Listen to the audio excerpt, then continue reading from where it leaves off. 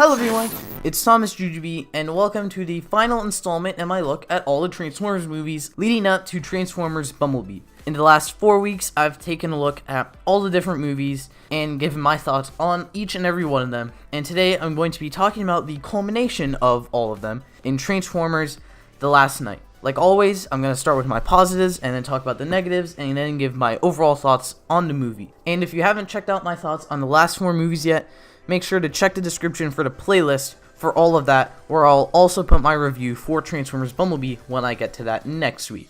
Now, like always, as I said, let's start off with the positives.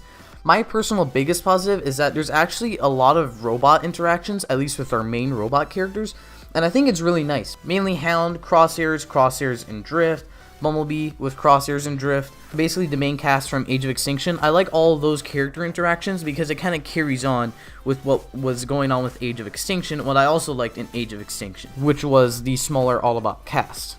Now, another thing I also like is the robot combinations. It's a very stylized way of having Transformers combine, and I think it works. It definitely sets itself apart. I like the way they all kind of just mesh together. It's kind of like messy, but it's just kind of insane, and I really like it. Another thing I especially love is Cogman and his interactions with Edmund Burton.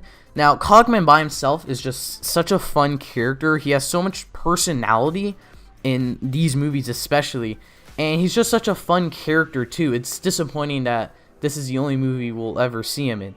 And especially his interactions with Edmund Burton. The two play off each other really well, and I really like that. They make a great duo that really elevates the movie. Speaking of nice characters, we have a nice continuation of Cade Yeager's story. This movie takes it in a different direction. Now he's not with his daughter or her boyfriend, she's off in college. Now we see him on the run, and it's nice to see he's still helping out the Autobots. I really like the idea of him being on the run and like a rogue with the Autobots. It's really cool, and I like that he actually gets recognized for defending the Transformers for what I assume is like 3 years probably between Age of Extinction and The Last Night. It's a cool idea to have him defending these Autobots and then finally get recognized for defending these Autobots. Lastly, one of my favorite parts is when the movie ended.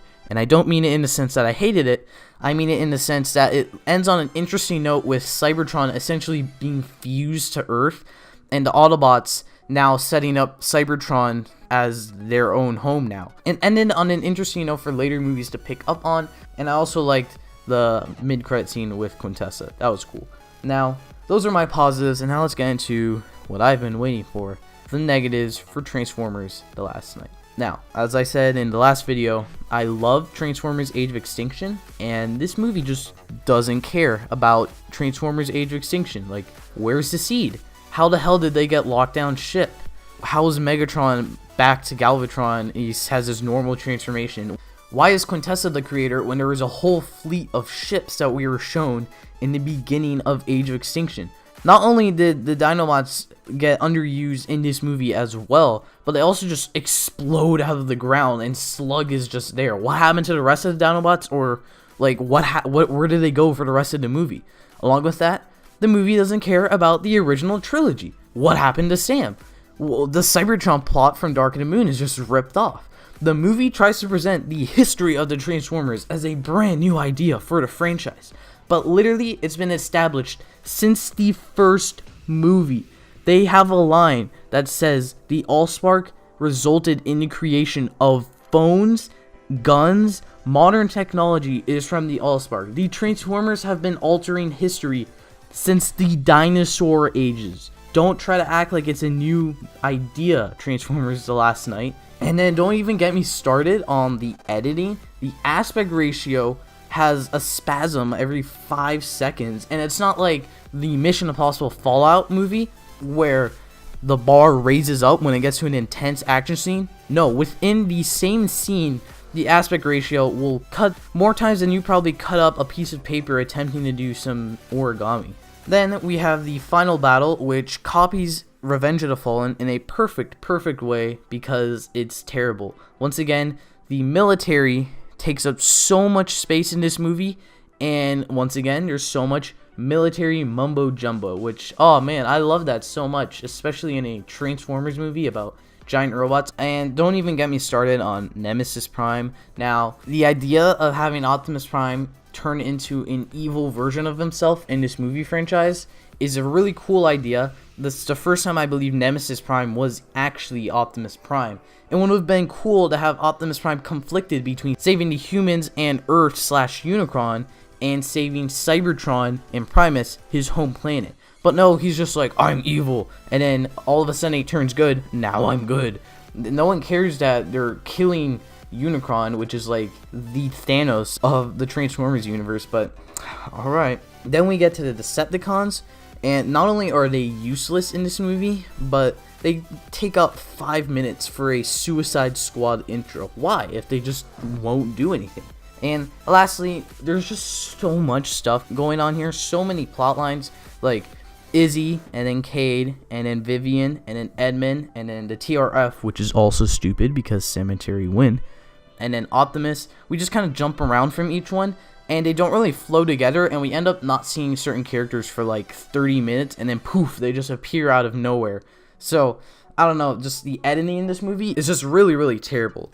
So, in a strange turn of events, just like how my opinion of Age of Extinction slightly dropped, my opinion of The Last Knight slightly went up, but that's mainly because I hated it so much, because when you watch the movie after all the god-awful marketing, it's pretty bad, but after rewatching it without all that marketing, it's still pretty bad.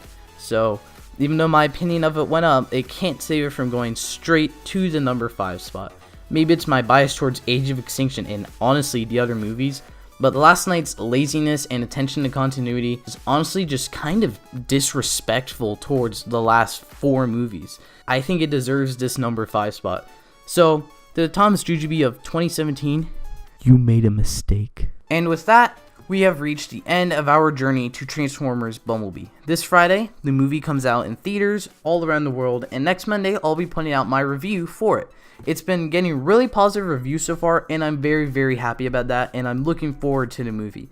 After all the craziness from these last 5 movies in the movieverse, I'm looking forward to a Transformers movie that just cranks it down and isn't just over-the-top explosions. Let me know what you think of Transformers Last Night and the entire movieverse up to this point down in the comment section, and please don't leave any Bumblebee spoilers. And with that, please consider hitting that big fat subscribe button for more Transformers content, and I hope to see you next time. Thank you for watching.